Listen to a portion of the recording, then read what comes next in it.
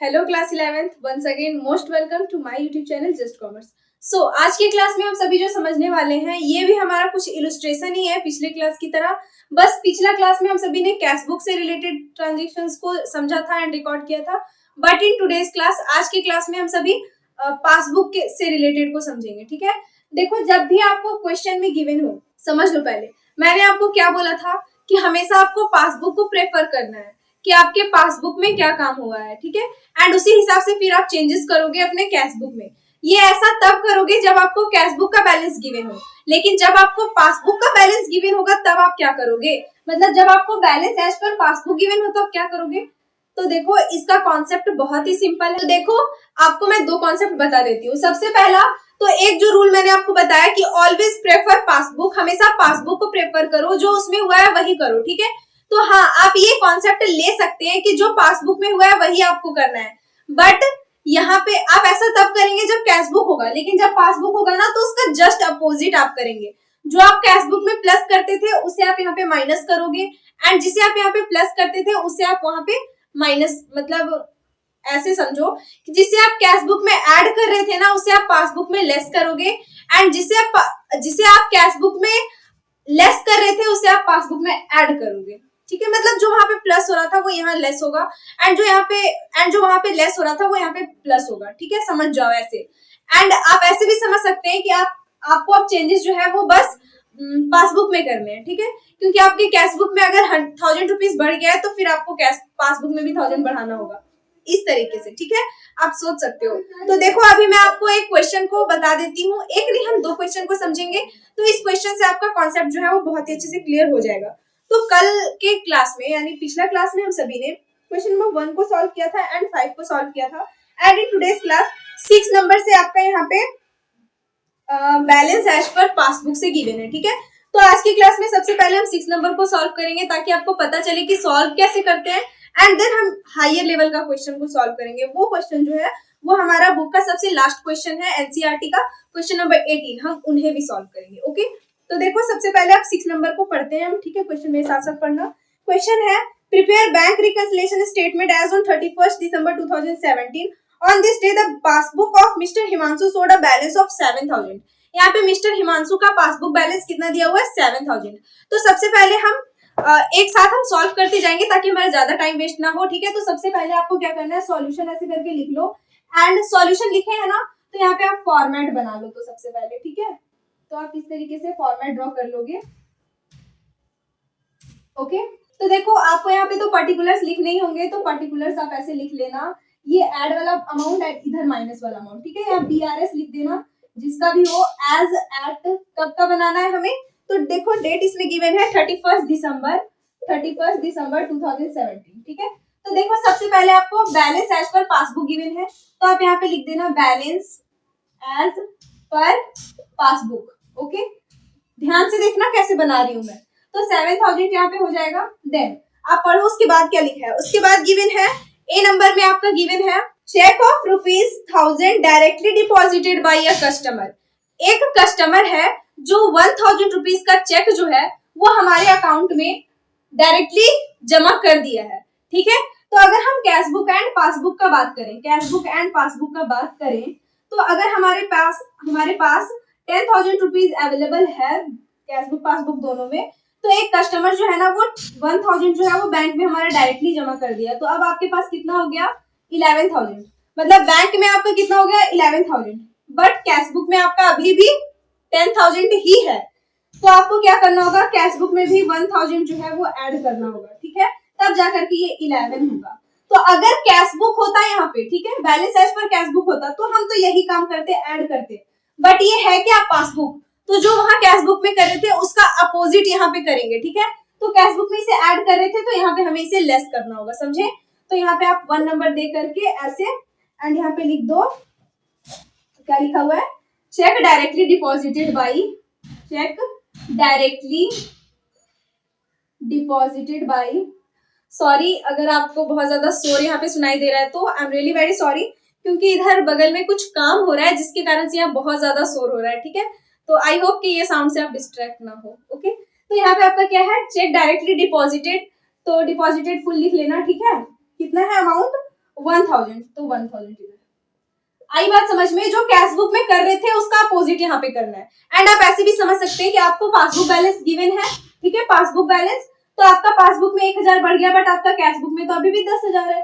तो आपको क्या करना होगा, तो कैश बुक और पासबुक को इक्वल करने के लिए आपके पास पासबुक गिवन है ना, तो आप पासबुक से 1000 हटा दो, ठीक है, ऐसे भी आप सोच सकते हो। एंड सबसे सिंपल है, आप जो कॉन्सेप्ट समझते आ रहे हो उसी कॉन्सेप्ट पे चलो। बस देखो कि यहाँ पे पासबुक है तो कैश बुक के अपोजिट होगा, एंड उस तरीके से बनाओ, ठीक है, मुझे यही अच्छा लगता है तो मैं इसी तरीके से बनाती हूँ। तो यहाँ पे आपका कैश बुक में ये ऐड होता, तो हम यहाँ पासबुक है इसलिए मैंने इसे लेस में लिख दिया। देन बी नंबर में आपका है, the bank has credited mister Himanshu for 700 as interest. अब बैंक जो है वो मिस्टर हिमांशु को, बीआरएस ऑफ मिस्टर हिमांशु लिख देना, ठीक है, मिस्टर हिमांशु लिख देती हूँ मैं। तो देखो अभी भी अगर हम कैश बुक एंड पासबुक का बात करें, अगर इधर भी 10,000 है एंड इधर भी 10,000 है, तो क्या हुआ है, तो 700 रुपीज का इंटरेस्ट जो है वो बैंक अकाउंट हिमांशु के अकाउंट में दे दिया, ठीक है। तो अब इसके पास 10,700 हो गया, बट कैश बुक में नहीं बढ़ाना, तो कैश बुक में क्या करना होगा, 700 बढ़ाना होगा, ऐड करना होगा, तब जाकर के ये 7,700 हो 10,700 होगा, ओके। बट अगर कैश बुक होता तो हम ऐड तो करते, बट क्योंकि ये क्या है, पासबुक है, इसलिए हम इसे लेस करेंगे, उल्टा करेंगे, अपोजिट काम, ठीक है। तो आपको यहाँ क्या करना होगा, 2 नंबर में ऐसे लिख दो,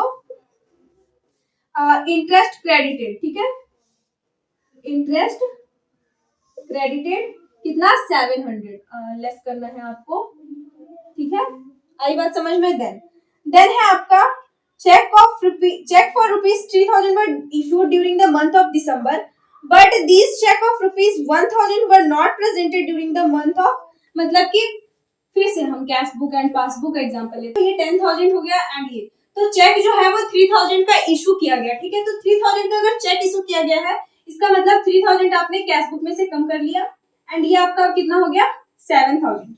बट हुआ क्या, out of this cheque 1,000 were not presented during the month of December, मतलब ये 3,000 का चेक तो आपने इशू कर दिया ना, बट क्या हो गया कि आपके बैंक में से 3,000 पूरा पूरा नहीं कम हुआ है, 1,000 उसमें से रह गया है, 1,000 जो है प्रेजेंट नहीं हुआ है, ठीक है, मतलब आपका बैंक में से 2,000 कम हुआ है एंड 1,000 जो है वो अभी कम नहीं हुआ है, तभी आपका कितना हो गया, 8,000 रुपीज। अब बताओ इधर तो अभी इधर 8,000 हो गया एंड इधर 7,000 हो गया ना। अब दोनों को इक्वल करने के लिए हमें क्या करना होगा, तो देखो दोनों को इक्वल करने के लिए हमें 1,000 जो है वो चेक मतलब कैश बुक में ऐड करना होगा, तब जा करके ये 8,000 होता है। तो इधर जो 1,000 हमें ऐड करना पड़ा, वही 10,000 यहाँ हमको लेस करना पड़ेगा, क्यों, क्योंकि ये पासबुक बैलेंस गिवन है। आई बात समझ में। तब आप यहाँ पे क्या लिखोगे, तो यहाँ पे 3rd नंबर में लिख दो, check issued but not presented, okay, check issued but not presented, okay, आई बात समझ में, कितना, 1,000। अब आपको क्या करना है, तो देखो अब तो आपको पता ही है, दोनों को ऐड करो तो इधर आपका 7,000 आ रहा है एंड इधर 2,700 आ रहा है, ओके। अब आपको क्या करना होगा, तो दोनों साइड आप अधिक वाला अमाउंट लिखोगे, तो अधिक किधर है, इधर 7,000, तो 7,000 इधर एंड इधर। अब 7,000 में 2,000 अगर चला गया तो 5,000 एंड 5,000 में 700 चला जाएगा आपका, तो 4,300 आपके बचेंगे, ठीक है। तो 4,300 जो है वो आपका balance as per cash book आएगा, ठीक है। अगर कैश बुक से शुरू हो तो यहाँ पासबुक पे खत्म होता है, अगर पासबुक से शुरू हो तो यहाँ कैश बुक पे खत्म होता है, पता है ना। तो balance as per cash book आप लिखोगे, ठीक है, balance as per cash book. And बताओ ये अधिक आया या कम आया, तो देखो प्लस में है, प्लस वाला इधर है एंड माइनस वाला इधर है, तो आपको क्या पता चल रहा है इसे देखकर कि प्लस में अमाउंट आया है आपका, ठीक है, प्लस वाला अधिक है एंड प्लस वाला अधिक होता है तो वो कैश बुक में किधर होता है, तो प्लस वाला अगर अधिक होता है तो वो कैश बुक में डेबिट में होता है, ठीक है।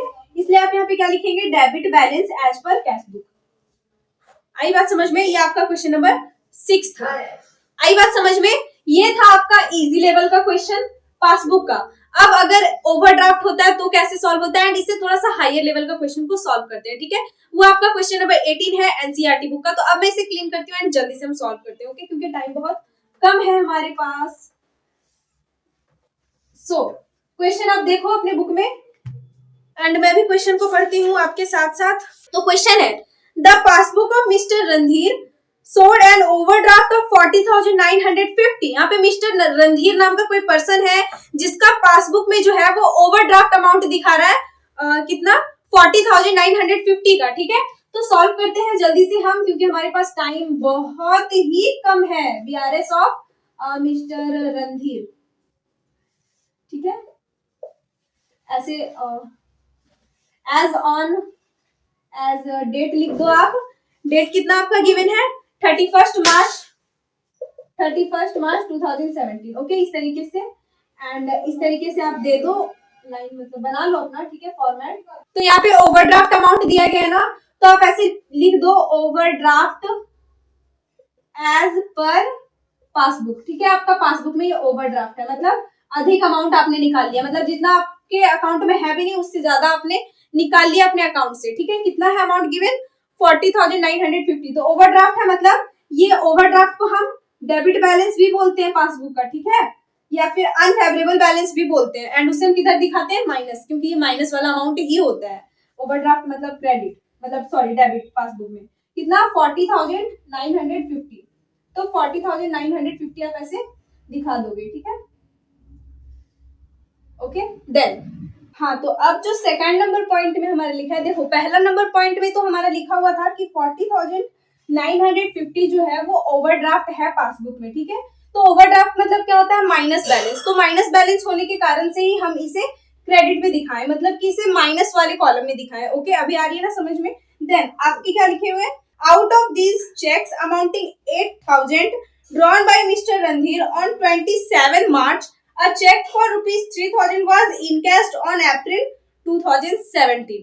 इसका मतलब क्या है, तो देखो ये जो मिस्टर रणधीर है इन्होंने चेक इशू करा था। ठीक है, मान लो कि 8,000 रुपीज का चेक जो है वो इसने इशू करा था। ठीक है, 8,000 रुपीज का चेक इशू करा था, जिसमें से 3,000 रुपीज जो है वो 3,000 रुपीज का जो चेक है वो मिला है। ओके, तो 8,000 का चेक जो है ये मिस्टर रणधीर ने इशू करा है। ठीक है, ये 8,000 का चेक जो है वो मिस्टर रणधीर ने इशू करा है। ओके, बट ये 8,000 का चेक इशू तो हो गया है, तो हम क्या करेंगे, देखो इसके लिए भी हम एक एग्जांपल लेते हैं।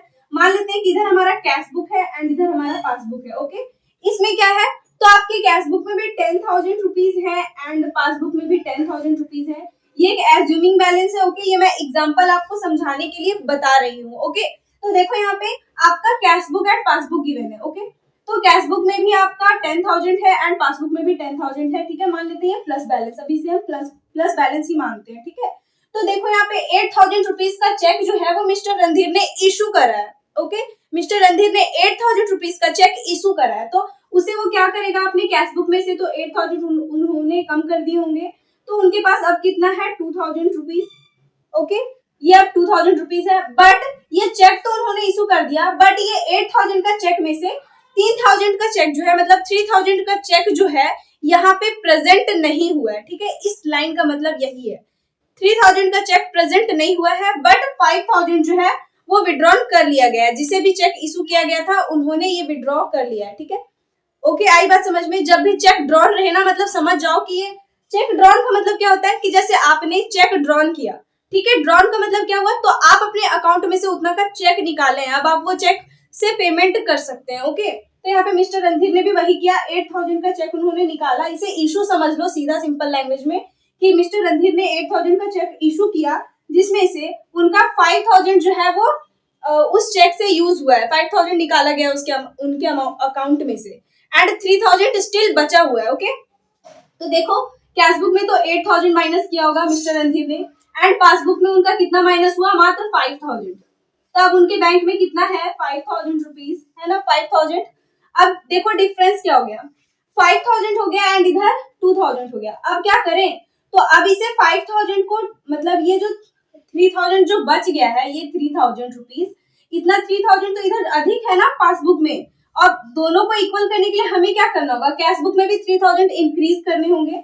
तो यस, देखो 3,000 हमें इंक्रीज करना पड़ेगा, तो 3,000 इंक्रीज हम करेंगे, इधर हम 3,000 ऐड कर देंगे, तब जा करके हमारा यहाँ पे ये 5,000 एंड 5,000 होता है। ओके, 5,000 एंड 5,000 इक्वल हो जाते हैं। ओके, अब यहाँ पे देखो, अगर कैश बुक होता यहाँ पे, यहाँ पे अगर कैश बुक होता तो हम ये काम करते, 3000 जो है वो ऐड करते, ओके।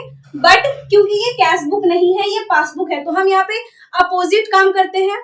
हमेशा याद रखना, जो भी बैलेंस आपको गिवन होगा आपको उसी में बदलाव करने हैं। तो यहाँ पे पासबुक बैलेंस गिवन है ना, तो पासबुक में ही बदलाव करना होगा। क्या? तो देखो मान लेते हैं कि अगर हम यहाँ 3000 ऐड नहीं करते, ओके, देखो 3000 अगर हम यहाँ ऐड नहीं करते तो यहाँ कितना है 2000 एंड यहाँ कितना है 5000। तो ये 5000 को अब हमें 2000 बनाना होगा, ठीक है, क्योंकि अब हम पासबुक में बदलेंगे, क्योंकि पासबुक का बैलेंस गिवन है। तो पासबुक में 5000 है, कैश बुक में 2000 है। अब बदलाव कैसे करें? तो पासबुक में हम बदल सकते हैं ना, क्योंकि पासबुक का बैलेंस गिवन है। तो यहाँ पे आपको क्या करना होगा, 10,000 मतलब 5000 है, तो इस 5000 को 2000 बनाने के लिए 3000 यहाँ से लेस करना होगा। आप ये कॉन्सेप्ट भी रख सकते हो कि जो भी अमाउंट गिवन है उसी में बदलाव करने हैं। एंड आप एक और कॉन्सेप्ट रख सकते हो, वो कैश बुक वाला, कि हर बदलाव जो है बस कैश बुक में करेंगे। अगर कैश बुक यहाँ होगा तो ठीक है, नॉर्मल सिचुएशन जैसे हम करते हैं वैसे ही होगा। बट अगर कैश बुक नहीं है, ठीक है, अगर पासबुक है तो जस्ट अपोजिट, कैश बुक के जस्ट अपोजिट काम हम करेंगे पासबुक में। तो 3000 यहाँ पे हमें लेस करने होंगे, ओके। तो देखो आप यहाँ पे ऐसे लिख सकते हो, cheque issued but not presented for payment in March, ठीक है। आप ऐसे पहला नंबर दे दो एंड लिखो check issued but not presented for payment in March, okay. कितना? तो 3000 रुपीज। एंड इसे हमें क्या करना होगा, लेस करना होगा। तो 3000 इधर दिखा देंगे, okay. Then second number point में आपका लिखा हुआ है, सेकंड नंबर पॉइंट है आपका credited by bank with ₹3800 for interest collected by them but the amount is not entered in the cash book. देखो इसमें भी आपको एग्जांपल से मैं बताती हूँ। इस पॉइंट में क्या कहा गया है कि बैंक ने 3800 का इंटरेस्ट जो है वो क्रेडिट किया है। क्रेडिटेड मतलब क्या? तो बैंक में क्रेडिटेड का मतलब क्या होता है कि बढ़ाया गया, और ऐसे भी इंटरेस्ट से बढ़ता है ना अमाउंट। तो देखो इसमें भी आपको एग्जांपल से मैं बताती हूँ। एक कैश बुक है इधर साइड एंड इधर पासबुक है, ठीक है, मान लेते हैं। इसमें भी 10K है आपका एंड इधर भी 10K है। अब पासबुक में क्या हुआ कि 3800 का जो है वो इंटरेस्ट क्रेडिट हो गया, मतलब बढ़ गया। तो यहाँ पे 13,800 हो जाएगा। बट कैश बुक में स्टिल आपका 10,000 है, ठीक है। ये अभी भी आपका कैश बुक में कितना है, 10,000। तो अब हमें क्या करना होगा? तो देखो दोनों कॉन्सेप्ट हम समझते हैं। अगर हमें पासबुक गिवन है, पासबुक का बैलेंस, तो हम पासबुक में बदलाव कर सकते हैं। तो 13,800 को 10,000 बनाने के लिए हमें क्या करना होगा, 3,800 लेस करने होंगे ना। तो यस, हम यहाँ पे लेस करेंगे। ये एक कॉन्सेप्ट ये हो गया। दूसरा कॉन्सेप्ट कि देखो अगर हम कैश बुक में सिर्फ चेंजेस कर सकते हैं, अगर ये रूल आप सोच रहे हो, तो यहाँ पे 13,800 है एंड यहाँ 10,000 है। तो 10,000 को 13,800 बनाने के लिए हमें क्या करना होगा, 3,800 जो है हम इधर ऐड करेंगे, तो तब ना यहाँ पे 13,800 होगा। तो अगर यहाँ पे कैश बुक होता तो हम ऐड करते, बट पासबुक है तो कैश बुक के जस्ट अपोजिट, यहाँ ऐड कर रहे हैं तो यहाँ क्या करेंगे, लेस करेंगे। आई बात समझ में? तो देखो यहाँ पे सेकंड नंबर पॉइंट लिख दो, interest collected by bank but not entered in cash book, ठीक है। कैश बुक में ये रिकॉर्ड नहीं हुआ, इसीलिए यहाँ भी हमें घटाना पड़ रहा है, क्योंकि कैश बुक में नहीं घटा इसलिए हमें यहाँ घटाना पड़ रहा है। कितना? 3,800, ओके। आई बात समझ में? देन अब जो ये थर्ड नंबर पॉइंट है इसमें क्या लिखा हुआ है, हाँ, तो इस क्वेश्चन में बोला है कि 10,900 जो है, मतलब 10,900 जो है वो मिस्टर रणधीर जो है वो चेक में पे किए अपने बैंक में, सॉरी कैश में पे किए अपने बैंक में, एंड चेक में उन्होंने 3,800 जो है वो पे किया, ठीक है। उन्होंने चेक भी जमा किया है, कितना? 3,800 का। तो अब वो चेक अगर जमा कर रहे हैं अपने बैंक में 3,800 का, तो कैश बुक में तो उन्होंने बढ़ाया ही होगा ना 3,800, तब उनका यहाँ पे कितना हुआ होगा, 24,700। बट हुआ क्या कि मैंने तो चेक अपना जमा कर दिया अपने बैंक में 3,800 का, बट वो 31 मार्च 2017 तक जो है हमारे बैंक में क्रेडिट हुआ ही नहीं है। तो अब बैंक में क्रेडिट नहीं हुआ ना, बैंक में हमारा बढ़ा क्या, यहाँ कैश बुक में तो हमने बढ़ा दिया, बट बैंक में बढ़ा क्या, नहीं बढ़ा। तो बढ़ाने के लिए हमें क्या करना होगा, ऐड करना होगा। कितना? तो 4,700 जो है हमें इसमें ऐड करना होगा, तब जाकर के हमारा यहाँ पे सॉरी 3,800 जो है वो इसमें हमें ऐड करना होगा, तब जाके हमारा यहाँ पे 24,700 होगा, ठीक है, ये पासबुक के पॉइंट ऑफ व्यू से। एंड अगर कैश बुक के पॉइंट ऑफ व्यू से हम बोले, देखो ऐड तो करना ही पड़ेगा ये, ठीक है, समझ जाओ ऐड करना है। बट अगर हम कैश बुक के पॉइंट ऑफ व्यू से देखें तो देखो पासबुक में हमारा 20,900 अभी तक है, और पासबुक में कैश बुक में कितना हो गया 24,700, ठीक है, मतलब 24,700। तो इसके इक्वल में करने के लिए क्या करना होगा, यहाँ से 3,800 लेस करने होंगे, ठीक है। एंड जो चीज यहाँ लेस करेंगे वो क्या करेंगे, पासबुक में ऐड करेंगे कैश बुक के अपोजिट। तो ऐसे भी दोनों साइड से हमारा ऐड ही आ रहा है। दोनों कॉन्सेप्ट को समझो, एंड अगर नहीं समझ में आ रहा है तो प्लीज कमेंट सेक्शन में बता देना, मैं फिर से कोशिश करूंगी आपको ये बताने का, समझाने का। ओके, तो आप यहाँ पे क्या लिखेंगे, third number point, cheque deposited but not yet cleared in March. Okay, cleared in March, March में ये क्लियर नहीं हुआ। कितना है अमाउंट, 3,800, तो इसे ऐड कर देंगे। ओके, आई बात समझ में। देन आपका लास्ट नंबर पॉइंट बच जाता है। लास्ट में हमारा क्या है कि a cheque of 7,800 credited in passbook on 28 March being dishonored is debited again in the passbook on 1 April 2017. There was no entry in the cash book about the dishonor of the check until 15. अब देखो यहाँ पे क्या हो गया कि फिर से अब हमें इसे समझना होगा। इधर कैश बुक है हमारा एंड इधर पासबुक है। ओके, यहाँ पे भी हमारा 10,000 एंड इधर भी 10,000, ठीक है। अब जो है वो आपने चेक इशू किया है, मतलब चेक आपने जमा किया अपने बैंक में, ठीक है, कितना का 7,780 का। तो कैश बुक में तो आप बढ़ा लिए 780, ठीक है, तो आपका ये 10,780 हो गया। एंड पासबुक में आपने क्या किया, तो पासबुक में भी आपका क्रेडिट हो गया, बढ़ गया, ठीक है, पासबुक में भी बढ़ा एंड फिर वापस से क्या हो गया, ये डिसऑनर हो गया, मतलब ये बढ़ा और फिर से घट गया, ये डिसऑनर हो गया चेक आपका, ठीक है, मतलब उस चेक से आपको कोई अमाउंट नहीं मिला। तो अब आपका बैंक में कितना हो गया, एंड पासबुक में तो आपने नहीं घटाया क्योंकि आपने पासबुक में पहले ही बढ़ा दिया था, बट अब वो नहीं बढ़ा है आपके अकाउंट में। तो अब आपको क्या करना होगा, यहाँ पे इसे घटाना होगा ना, तो यहाँ पे तब न जाकर के यहाँ 10,000 होगा। तो देखो यहाँ घटाए हैं तो यहाँ क्या करेंगे, ऐड करेंगे। ओके, तो आप यहाँ पे लिखोगे cheque dishonoured in April. Okay, cheque dishonoured in April. Okay, I hope कि डिसऑनर्ड का स्पेलिंग मैंने यहाँ पे करेक्ट लिखा है। ओके, मिस्टेक हो सकता है क्योंकि मैं कभी कभी भूल जाती हूँ। NOUR। ओके, डिसऑनर्ड इन अप्रैल कितना 780, ठीक है। इतना काम तो आपको करना ही है, किसी भी हाल में इतना काम आपको करना है। ओके, नाउ अब जो क्या करना है हमें, तो अब जो है इसका हम मतलब एडिंग करेंगे। तो ऐड करके देख लो बोथ साइड्स पे। देखो इधर साइड अगर आप ऐड करोगे ना तो इधर आपका ऐड करने पे आता है 47,750। ओके, तो आप यहाँ पे लिख दो 47,750, इस तरीके से लिख देना। एंड इधर आपका ऐड करने पे कितना आता है, तो देख लो 8 और 8 7 4580। ओके, इस तरीके से लिख लेना है आपको, ठीक है, इतना काम कर लेना। उसके बाद आप ऐसे डबल कॉलम दे देना, ठीक है, इधर नीचे साइड में डबल कॉलम दे देना। आई होप कि आपको ये पूरा दिख रहा है। एंड इस तरीके से लिख देना, ठीक है। यहाँ पे ये अमाउंट जो है 47,750, ये बोथ साइड्स पे 47,750 ऐसे लिख देना। एंड लेस कर लो, तो लेस करने पे आपका कितना आता है, तो देखो 47,750 में आप लेस करो 4580, तो यहाँ पे आपका आता है 43,170। तो यहाँ पे लिख दो 43,170। एंड ये आपका क्या है, overdraft as per cash book. तो यहाँ पे ये आप लिख देंगे ऐसे, overdraft as per cash book. आई बात समझ में, ये है आपका आंसर। ओके, तो इस तरीके से आपको सॉल्यूशन करना है। आई होप कि आपको ये बेटर समझ में आ गया। अगर कहीं पे भी आपको कोई सा भी कंफ्यूजन होगा तो प्लीज कमेंट हियर। ओके, सो मिलते हैं नेक्स्ट क्लास में। हमारा आज का क्लास यहीं पे समाप्त होता है। तब तक के लिए bye bye and take care.